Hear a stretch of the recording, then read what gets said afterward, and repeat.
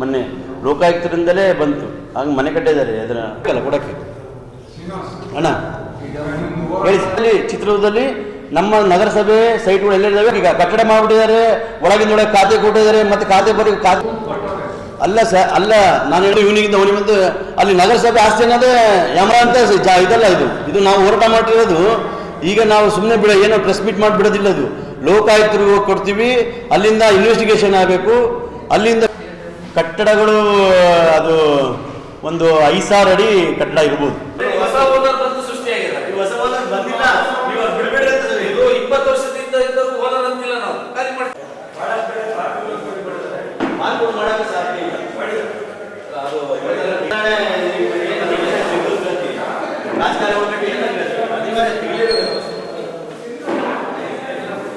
ಹೃದಯ ಭಾಗ ಆಗಿತ್ತು. ಈಗಿನ ದಿನದಲ್ಲಿ ಹೃದಯ ಭಾಗ ಇರುವಂಥ ಆದಿಶಕ್ತಿ ಬಡಾವಣೆಯಲ್ಲಿ ಇದರಿಂದ 20,000 ಅಡಿ ನಮ್ಮ ಗಮನಕ್ಕೆ ಬಂದೈತೆ.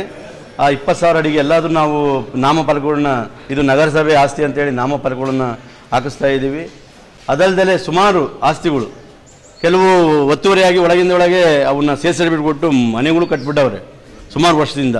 ಸುಮಾರು ಇದು ನಾನು ಹೇಳಿದೆ 84-85 ಇಸ್ವಿಯಿಂದ ಆಗಿರೋಂಥ ಹರಾಜು. ಸುಮಾರು ಹಳಬರು ಅಂದರೆ ಮಾಜಿ ಅಧ್ಯಕ್ಷರುಗಳು ಕೈವಾಡದಿಂದ ಕೆಲವು ಆಸ್ತಿಗಳನ್ನ ಮಾರಾಟವನ್ನು ಮಾಡಿಬಿಟ್ಟಿದ್ದಾರೆ. ಅವರಿಗೆ ಗೊತ್ತಾಗಿಲ್ಲ, ಅಮಾಯಕರಾಗಿದ್ದಾರೆ ಪಾಪ ಜನಗಳು. ಆ ಜನಗಳು ಅಮಾಯಕರಾಗಿದ್ದರಿಂದ ಅವರಿಗೆ 2-3 ಬದಲಾವಣೆ ಮಾಡಿಬಿಟ್ಟಿದ್ದಾರೆ. ಏನೋ ಕೈ ಬದಲಾವಣೆ ಅಂದರೆ ಅವನಿಂದ ಇವನಿಗೆ ಕೊಡಿಸೋದು, ಇವನಿಂದ ಅವನಿಗೆ ಕೊಡಿಸೋದು. ಹಾಗಾಗಿ ಜನಗಳು ನಂಬಿ ಕೆಲವರು ತಾಂಡೆ. ನಾನು ಜನಗಳಿಗೆ ವಿಶೇಷವಾಗಿ ಹೇಳೋದಂದರೆ ಆದಿಶಕ್ತಿ ಬಡಾವಣೆಯಲ್ಲಿ ಯಾರು ದಯಮಾಡಿ ಕೂಲಂಕುಷವಾಗಿ ನೋಡಲಾರ್ದ ಡಾಕ್ಯುಮೆಂಟ್ಸ್ ನೋಡೋ ಯಾರು ತಗೋಬಿಡ್ರಿ ಅಂತ ನಿಮ್ಮ ಮುಖಾಂತರ, ಈ ಮಾಧ್ಯಮ ಮುಖಾಂತರ ಜನಗಳಲ್ಲಿ ಬೇಡ್ಕೊಳ್ತೀವಿ. ಯಾಕಂದರೆ ಪಾಪ ನಮ್ಮ ಚಿತ್ರದುರ್ಗ ನಗರದಲ್ಲಿ ನಗರಸಭೆಯಿಂದ ಬಂದಂಥ ಆಸ್ತಿಗಳು ಯಾರೂ ಕೈ ಹಾಕಬೇಡಿ. ಎಲ್ಲ ಮೋಸ ಮಾಡಿ ನಿಮಗೆಲ್ಲ ಜನಗಳಿಗೆ ಟೋಪಿ ಹಾಕೋ ಕೆಲಸ ಮಾಡ್ತಿದ್ದಾರೆ. ಇನ್ನು ಮುಂದೆ ಏನಾದರೂ ಮಾಡ್ಬೇಕಾದ್ರೆ ಯೋಚನೆ ಮಾಡಿ ಕೈ ಹಾಕಿ ಮೂಲ ಯಾವುದಿನ ನೋಡ್ಕೊಳ್ಳಿ. ನಗರಸಭೆ ಮೂಲ ಇದ್ದರೆ ದಯವಿಟ್ಟು ಯಾರೂ ತಗೋಬೇಡ್ರಿ ಅಂತ ನಾನು ವಿಶೇಷವಾಗಿ ಇವ್ರ ಹತ್ರ ಮುಖಾಂತರ ಹೇಳ್ತೀನಿ. ನಗರಸಭೆ ಇನ್ನೊಂದು ಏನಾದರೂ ವಿಪರ್ಯಾಸ, ನಗರಸಭೆಯಲ್ಲಿ ರೆಗ್ಯುಲರ್ ಆಗಿ ಯಾವ ಇಂಜಿನಿಯರ್ ಬರೋಕ್ಕೆ ಇಷ್ಟಪಡ್ತಾ ಇಲ್ಲ. ಯಾಕಂದರೆ ಈ ತಲೆನೋವು ಇರೋದ್ರಿಂದ ನಾವು ರಾಜೀನಾಮೆ ಕೊಟ್ಟು ಹೋಗ್ತೀವಿ, ನಮಗೆ ಬೇಡ ಅಂತ ಪರಿಸ್ಥಿತಿ ಬಂದಿತ್ತು. ಈಗ ನಗರಸಭೆಯಲ್ಲಿ ಇದು ಯಾವನೋ ಮಾಡಿದ್ದಕ್ಕೆ ಇವತ್ತು ನೋಡಿದ್ದೀರ, ಮೂಡದಲ್ಲಿ ಯಾರೋ ಒಬ್ಬ ಕ್ಲರ್ಕ್ ಸತ್ತ, ಒಬ್ಬ ಶಿವಮೊಗ್ಗದಾಗೆ, ಇನ್ನೊಬ್ಬ ಯಾರೋ ಅಲ್ಲಿ ಈಗ ಮೂಡದಲ್ಲಿ ಯಾರೋ ಕಮಿಷನರ್ ಜೈಲಿಗೆ ಹೋದರು. ಮಾಡಿಸ್ತಾರೆ, ಯಾರೂ ಹೋಗಿಲ್ಲ.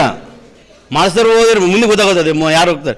ಪಾಪ ಅಮಾಯಕ ಜೀವಂತ ಸತ್ತೋಗಿದ್ದಾರೆ. ಈಗ ನಮ್ಮ ಮೊನ್ನೆ ರೀಸೆಂಟ್ ನಮ್ಮ ಚಿತ್ರದುರ್ಗದಲ್ಲಿ ಸ್ಲಮ್ ಬೋರ್ಡ್ ಇಂಜಿನಿಯರ್ ಸತ್ತರು ನೇಣಕೊಂಡು ಚಳಕೆರೆಗೆ, ವೀರೇಶ್. ಇವೆಲ್ಲ ಯಾಕೆ ಅಂದರೆ ಜನಗಳು ಒತ್ತಡದಿಂದ ಏನೋ ಮಾಡಿರ್ತಾರೆ, ಅಧಿಕಾರಿಗಳು ನಮ್ಮ ರಾಜಕೀಯ ಒತ್ತಡದಿಂದ ಮಾಡಿರ್ತಾರೆ. ಆಮೇಲೆ ಅದನ್ನು ಜೀರ್ಣಿಸ್ಕೊಳ್ಳೋಕ್ಕೆ ಆಗ್ತಿಲ್ಲ, ಆನ್ಸರ್ ಮಾಡೋಕ್ಕೂ ಆಗೋದಿಲ್ಲ, ಅಂಥ ಪರಿಸ್ಥಿತಿ ಬಂದಿದೆ. ಹಾಗಾಗಿ ಪಾಪ ಅಮಾಯಕರಾಗ್ತಾರೆ ನಾವು ಹೇಳೋದಷ್ಟೇ, ನಾವು ಯಾವುದೇ ಒಂದು ಸೈಟ್ಗಳನ್ನ ತಗೋಬೇಕಾದ್ರೆ ನೀವು ಪೂರ್ಣಶವಾಗಿ ಯಾರು ಓನರು, ಎಲ್ಲಿಂದ ಬಂತು ವಿಶೇಷವಾಗಿ ತಿಳ್ಕೊಂಡು ಮುಂದುವರಿಬೇಕಂತ ನಾನು ಹೇಳ್ತೀನಿ. ಈ ಮುಖಾಂತರ ನಿಮಗೆ ತಿಳಿಸೋಕೆ ಜನಗಳಿಗೆ ನಗರಸಭೆ ಚಿತ್ರದುರ್ಗ ವತಿಯಿಂದ ಹೇಳ್ತಾ ಇದ್ದೀನಿ. ನಾವು ಹೋರಾಟ ಮಾಡಿ ಇದು ನಾವು ಲೋಕಾಯುಕ್ತರ ಮುಖಾಂತರ ಒಂದು ಅರ್ಜಿ ಕೊಟ್ಟು ಅವ್ರಿಗೆ ಕಂಪ್ಲೇಂಟ್ ಮಾಡ್ತಾ ಇದ್ದೀವಿ. ಈ ಥರ ನೀವು ಎಲ್ಲಿ ಕೂಲಂಕುಷವಾಗಿ ಎಲ್ಲಿ ಪರಿಗಣಿಸಬೇಕು, ಇವನ್ನೆಲ್ಲ ಕಂಡುಹಿಡಿದು ಜನಗಳು ನಮ್ಮ ನಗರಸಭೆ ಆಸ್ತಿ ಉಳಿಸ್ಕೊಡ್ಬೇಕಂತೇಳಿ ಒಂದು ಲೋಕಾಯುಕ್ತ ದೂರು ಸಮೇತ ಕೊಡ್ತಾ ಇದ್ದೀವಿ. ಒತ್ತುವರಿ ಆದಂಗೆ ಹೇಳ್ಬೇಕಂತ ಸುಮಾರು ನಮ್ಮ ನಗರದಲ್ಲಿ ಒಂದು 30-40 ಸಾವಿರ ಅಡಿ ಹೋಗ್ಬಿಟ್ಟಿದೆ.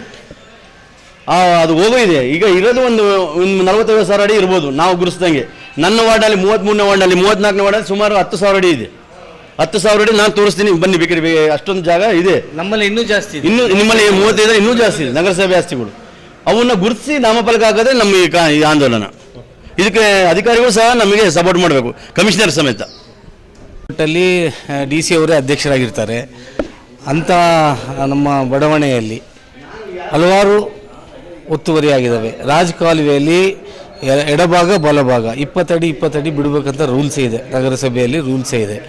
ಅದನ್ನು ಸಹಿತ ಅಂಥ ಜಾಗದಲ್ಲಿ ಬೆಡ್ರೂಮ್ಗಳು ಕಟ್ಕೊಂಡಿದ್ದಾರೆ, ಕಾಂಪ್ಲೆಕ್ಸ್ಗಳು ಕಟ್ಕೊಂಡಿದ್ದಾರೆ. 6ನೇ ಕ್ರಾಸಿಂದ 11ನೇ ಕ್ರಾಸ್ವರೆಗೂ ಒಂದು ನಗರಸಭೆ ನಮ್ಮ DC ಅವರ ಪ್ಲ್ಯಾನ್ ಪ್ರಕಾರ ಒಂದು ರಸ್ತೆ ಇದೆ. ಆ ರಸ್ತೆಯಲ್ಲಿ ಮನೆಯೂ ಸಹಿತ ಕಟ್ಟಿದ್ದಾರೆ. ಇದು ಕೇಳೋರಿಲ್ಲ, ಯಾರಿಲ್ಲ. ನಮ್ಮ ಕಮಿಷನರ್ಗಾದರೆ ನೆಕ್ಸ್ಟ್ ವೀಕ್ ಹೋಗೋಣ ಸರ್, ಮುಂದಿನ ವಾರ, ಹಿಂಗೆ 7 ವರ್ಷ ನಾವು ಗೆದ್ದಿಲ್ಲಿಗೆ 7 ವರ್ಷ ಆಯಿತು. 7 ವರ್ಷದ ಸ್ಟಾರ್ಟಿಂಗ್ ಮೊದಲನೇ ತಿಂಗಳಿಂದ ನಾನು ಇದನ್ನು ಅವ್ರ ಗಮನಕ್ಕೆ ತರ್ತಿದ್ದೀನಿ. ಎಷ್ಟೋ ಕಮಿಷನರ್ ಹೋದರು, ಎಷ್ಟೋ AWಗಳು ಹೋದರು. 6 ತಿಂಗಳು ಇರ್ತಾರೆ, 6 ತಿಂಗಳು ಹೊಸರು ಬರ್ತಾರೆ, ಅವ್ರಿಗೆ ಹೋಲ್ಸೋಕ್ಕೆ, ಅವ್ರಿಗೆ ಒಪ್ಸೋಕ್ಕೆ, ಅವ್ರಿಗೆ ಕನ್ವಿನ್ಸ್ ಮಾಡೋಕ್ಕೆ, ಮತ್ತು 3 ತಿಂಗಳು, ಮತ್ತು ನೆಕ್ಸ್ಟ್ ಬೇರೆ 6 ತಿಂಗಳು.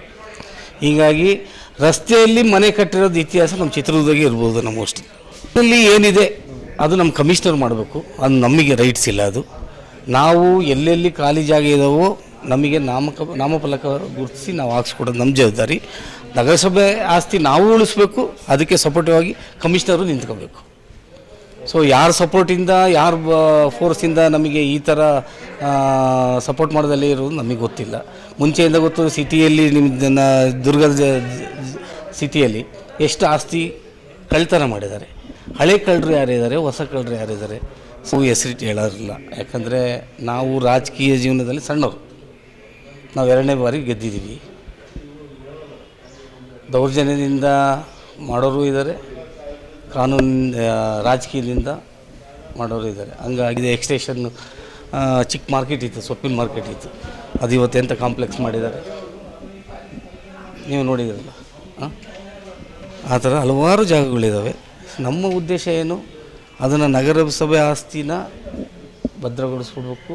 ಇಲ್ಲ ಅದು ನಗರಸಭೆಯಿಂದ ಅರೇಂಜ್ ಮಾಡಿ ಆ ದುಡ್ಡನ್ನು ನಗರಸಭಾ ವ್ಯಾಪ್ತಿಯಲ್ಲಿರೋ ಅಭಿವೃದ್ಧಿಗೆ ಖರ್ಚು ಮಾಡಬೇಕು ಅಷ್ಟೇ.